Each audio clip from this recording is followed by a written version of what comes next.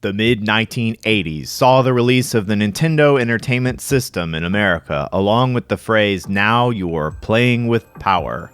To play with power, you need a controller. The move from the second-generation joysticks, paddles, and discs to third-generation gamepads pushed controllers to what is now a very common and recognizable design. First and third-party alternatives were available, but the controller included with any given system is typically what most people were going to use. Later, the system received a redesign, and the rectangular gamepad was replaced with a more ergonomically friendly iteration, affectionately called the Dogbone. Which one do you prefer? The Dogbone is more comfortable to hold, but does the original blocky controller feel more precise? The Nintendo has more than its fair share of challenging games. Games that require precision, games that require technique, and games that require skill bordering on straight memorization. Are you familiar with wall jumping in Ninja Gaiden? Do you press the jump button each time you want to jump to the next wall? Did you know that you could just hold jump and rock the D-pad back and forth to accomplish the same thing? This was in the manual, by the way. A controller is the most underrated aspect of any given system. It connects us to the games and can either make or break the platform. Let's talk about each of these two controllers for Nintendo's 8-bit system. In addition to my observations, we'll actually measure and weigh some of the components. Yeah, it's gonna get a bit techie. But perhaps one thing you might first find interesting about the original controller was just how many different ways there are to hold it, at least based on what I have seen. Traditionally, you would figure that most people would hold the gamepad like so, 2 thumbs on the face, the remaining fingers on the back. Some like to place their index fingers across the top. But this grip was not universally adopted by all. I've seen a lot of variants, and my gut says they were born out of necessity for playing Super Mario Bros. Comfortably. The need to press both red buttons at the same time, pressing the D-pad right while holding B to make Mario run, followed by pressing A to make him jump to the flagpole in Super Mario Bros., requires the thumb to angle to the side. For this reason, I knew a few people that would hold the controller like so, essentially lining up their right thumb with both buttons. I assume the grip started with Mario and just turned into the way those individuals would hold the controller for any game. Perhaps this was one of the most common alternative grips and helped lead to the Super Nintendo's placement of the Y button relative to B. The tip of the thumb is responsible for the first button, while the center of the thumb takes care of the second. Perhaps necessity was the mother of invention. The Super Nintendo controller predates the Dogbone redesign. What if they'd elected to take a cue from that and place B above A on the Dogbone? Might have been a good idea. I saw one grip illustrated in a gaming magazine that involved placing the thumb on the A button and then bending the index finger around to reach the B button. This would allow both A and B to be pressed with separate fingers. I'll admit that when I first saw this, it blew my mind. And that brings me to my grip, a grip that I assume also came about thanks to Super Mario Bros. It looks like this. 4 fingers are responsible for the buttons, both the index and middle finger of each hand. The thumbs rest on the back of the controller, resulting in a pinch grip. This grip worked quite well for me in terms of gameplay and bypassed any discomfort I would have had from holding it in a more traditional manner. I transitioned from an Atari joystick to the Nintendo gamepad. It probably seems hard to believe, but there was a time when the gamepad was so new that it was about discovering a grip rather than just holding it in the obvious and accepted way. And if my grip surprised you, it might not seem nearly as odd as this. A controller rotated 180 degrees from traditional. This is, perhaps, the most difficult grip to even believe.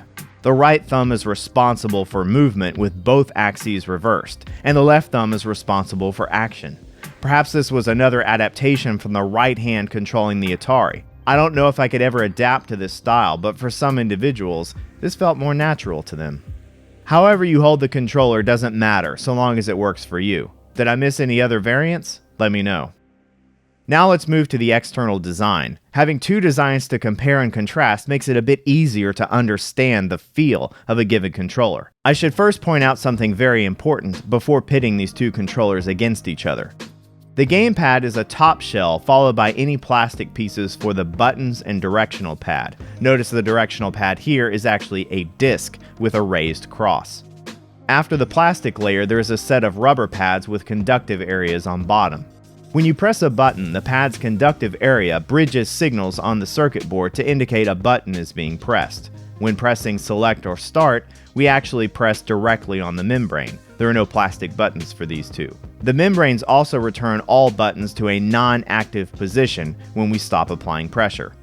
While it's easy to get caught up in the circuits of this teardown, let's focus on everything else: the plastic shell, buttons and directional disc pieces, and the springy membrane layer separating the PCB from the plastic. All of this fits together to allow us to send our desired actions to the Nintendo thanks to the circuit board inside, but the tactile response, the feel from the controller, works on a subconscious level. How heavy is the controller? Do the buttons feel tight or loose? How much tactile feedback do I receive after pressing right on the D-pad? Does it feel like I just pressed right, or that I just pressed right-ish? I probably use the dog bone to play games these days much more than I do the original controller, but I don't think it stacks up that well in terms of precision versus the original when the two face off. Let's pick them apart and see if construction potentially validates my claim. The D-pad on the dog bone is a bit loose compared to the original. If I rock it along the diagonals, it has a rather loud rattle. The original controller doesn't have as much play in it and is quieter.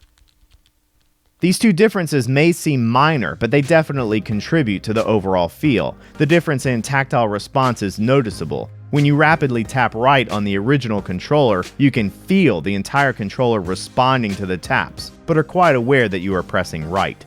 Doing the same thing on the dog bone doesn't give you as much of a response. The touch feels deadened a bit. Perhaps this is considered more comfortable, but it isn't great for performance. If all of this is too cerebral, it is like the difference between a luxury car and a sports car. The luxury car has the more comfortable suspension that mitigates the bumps on the road, but the sports car suspension keeps you better connected to the road for superior handling. The same critique extends to the red action buttons. Dog bone feels just a little loose compared to the original, mostly when your finger drifts a bit to the sides during gameplay. It just seems like less of a problem with the original controller. The obvious change between the two was the move from the original's concave buttons to the dog bone's convex. Doesn't matter if it's a console, a handheld, or an arcade controller, there are some rather strong opinions on which style is better. Which do you prefer?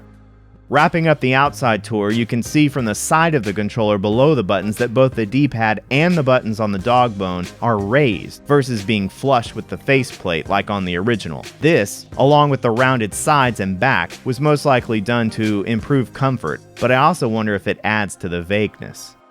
Overall, the dog bone isn't a terrible controller in terms of precision. There are some out there that are a lot worse, but everything is relative, and it doesn't feel as precise as the original in my opinion. Do you feel the same? Okay, let's tear into both of these controllers and compare the parts. Yeah, this is a deep dive into controller construction and design. The two D-pads for each of the controllers. The dog bone D-pad is slightly larger than the original. You're looking at maybe 2.5mm increase in diameter. The span across an axis relative to the diameter is slightly larger on the dog bone versus the original. In case you were wondering if you could ever swap D-pads, the difference is such that the dog bone D-pad is too large for the original shell. The original D-pad can fit inside the dog bone, but it has a bit of play.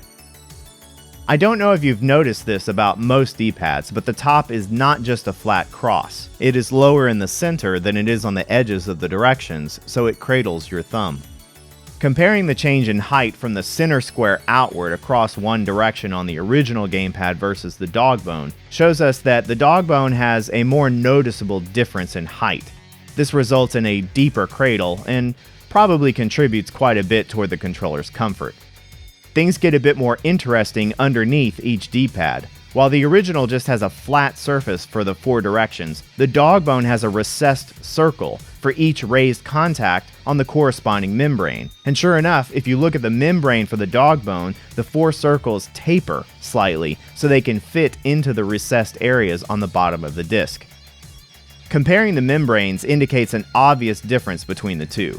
There is a lot more surface area to press on the original versus the dog bone. And honestly, I'm quite certain the responsiveness of the D-pad in each controller comes down to the membrane that was used. The difference in springiness of the original membrane versus the dog bones is night and day. The original has more pop to it. So it would seem logical, perhaps, to put an Originals membrane inside a Dogbone controller to potentially increase D-pad response. Unfortunately, the perimeter tabs that are used to hold each one in place inside the shell are slightly different. Speaking of shell, here are a few quick observations for the shells of each controller. The original weighs more than the Dogbone, about 2 grams more. Both shells have a sidewall thickness of about 2 millimeters. Overall, the Dogbone shell is slightly larger than the original, with the exception of the center area. The rattle feel that I demonstrated earlier when rocking the D-pad might also be related to the underside of the shell above the D-pad. Notice how the Dogbone has a bit of a hollow area in the cross outline, whereas the original has flat plastic in the same area. Perhaps having a solid filled area here on the Dogbone would tighten up tactile response. I assume it helps deaden D-pad action across the rest of the controller for reasons of comfort. How about the buttons? Aside from the aforementioned concave versus convex nature of the two models' buttons, the diameters are the same. The Dogbone's buttons are taller than the originals. In addition to the fact they are convex, I believe they are also a bit taller in order to clear the top of the top shell.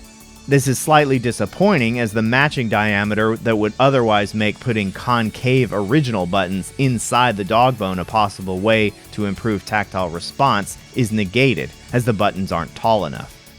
If you flip both buttons over, you can see that the crossed areas that sit on the button membranes are noticeably different. The original button has a much larger recessed area inside of it for the membrane cylinder, whereas the Dogbone has a smaller area.